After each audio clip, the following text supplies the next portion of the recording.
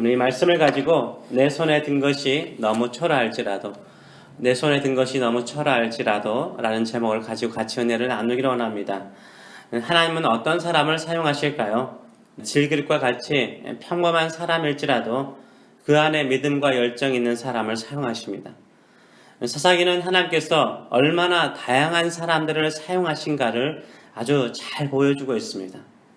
어느 누구도요, 하나님께서 나 같은 사람을 사용하실까라고 질문을 던진다면 그 질문이 무한할 정도로 하나님께서 보통 사람들을 사용하세요. 오니엘은요, 가나안 남방이라는 변방에서 숨어있는 영웅이었죠. 변방에 숨어있는 영웅이었어요. 은퇴한 영웅이었어요.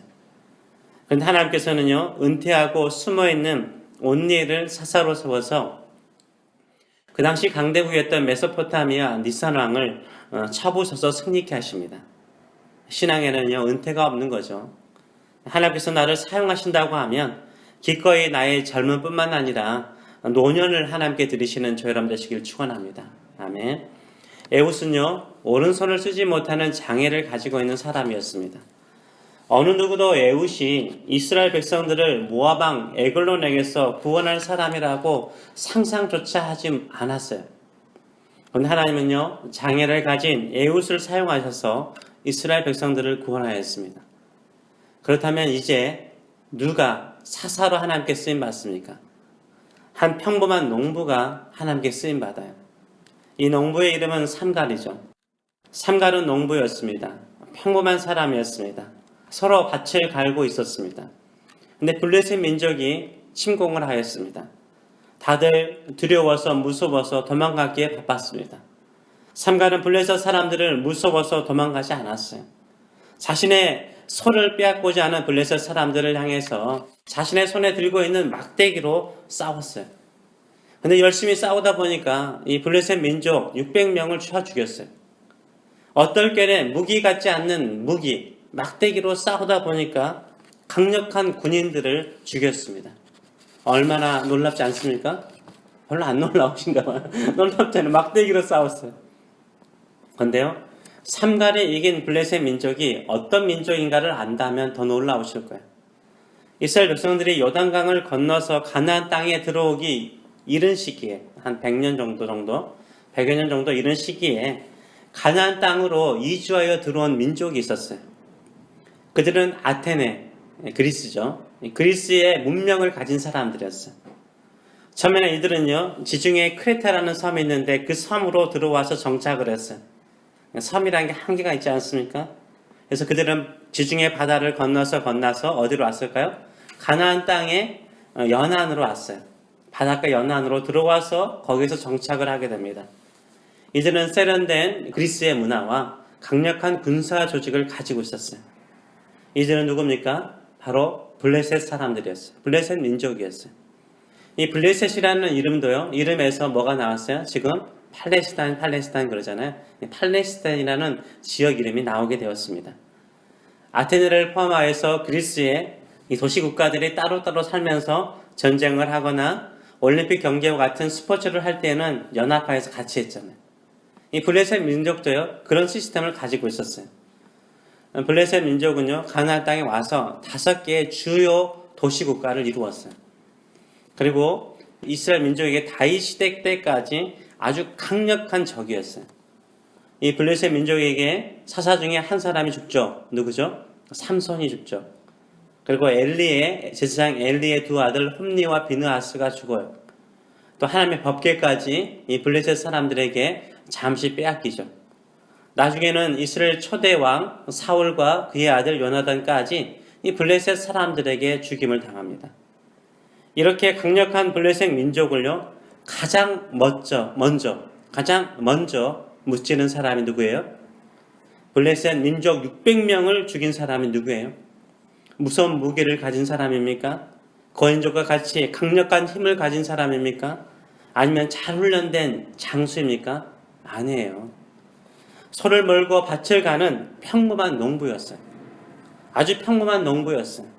그 사람의 이름이 삼갈이었어요. 그 당시 강력한 무기와 군대 시스템을 가지고 있는 블레셋 민족 600명을 무엇으로 죽여요? 소를 모는 막대기로 죽여요. 어떻게 이것이 가능한 거예요? 하나님께서 이스라엘 백성들을 구원하기 위해서요, 삼갈과 같은 농부를 사용하셨기 때문인 거예요. 잠깐 성령의 강력한 역사를 경험한 거죠. 아주 짧게나마 성령의 강력한 역사를 통해서 평범한 한 농부가요, 600명의 군인을 죽이는 능력의 사람이 되는 거예요. 능력의 일꾼이 되는 거예요. 우리는 삼가를 통해서 두 가지로 우리가 깨달을 수 있어요. 하나는요, 첫째는 어떨 계라도 쓰임 받을 수 있다는 거예요. 우리는 준비된 시간에 준비된 사람이 쓰임 받을 것이다 라는 생각이 강하잖아요. 그래서 준비하는 시간에 많이 투자해요. 소모를 많이 하죠, 시간들은.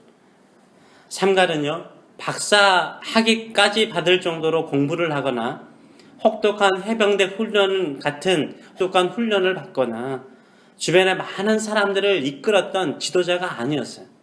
삼갈은 평범한 농부였어요. 자신의 밭에서요, 소를 몰고 밭을 가는 농부였어요. 사사가 되고자 하는 것도 아니었어요. 이스라엘 민족들 안에 쳐들어오는 블레셋 병사들을 어떨결에 싸웠을 뿐이에요. 계획하고 전쟁을 한 것도 아닙니다. 준비하고 전쟁을 한 것도 아니에요.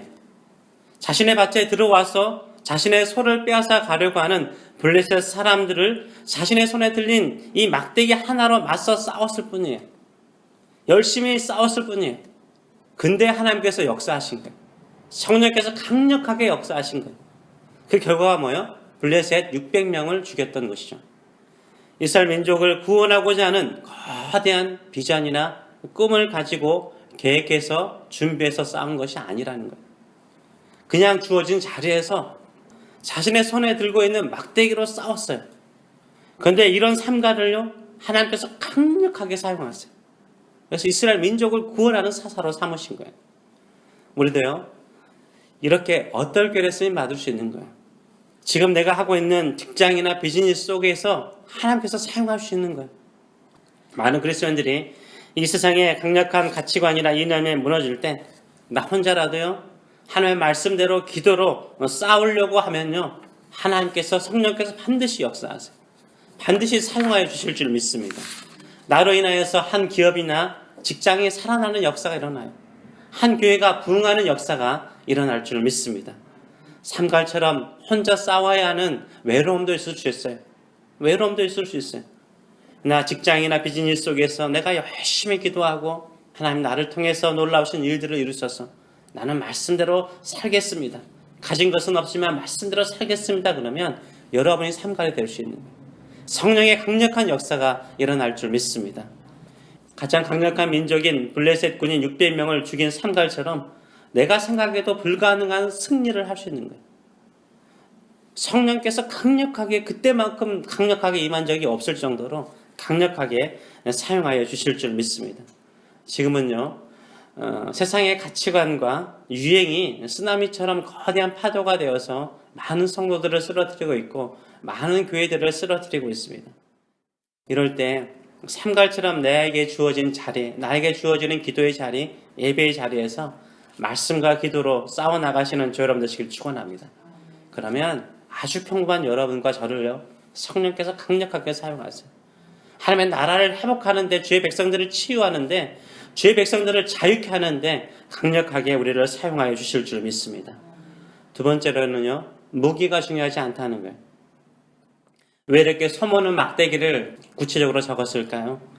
소모는 막대기가 막대기뿐인데 무기 같지 않잖아요. 하나님께서 사용하신다면 무기 같지 않는 막대기도 뭐가 될 수 있다는 거예요? 강력한 무기가 될 수 있다는 거예요.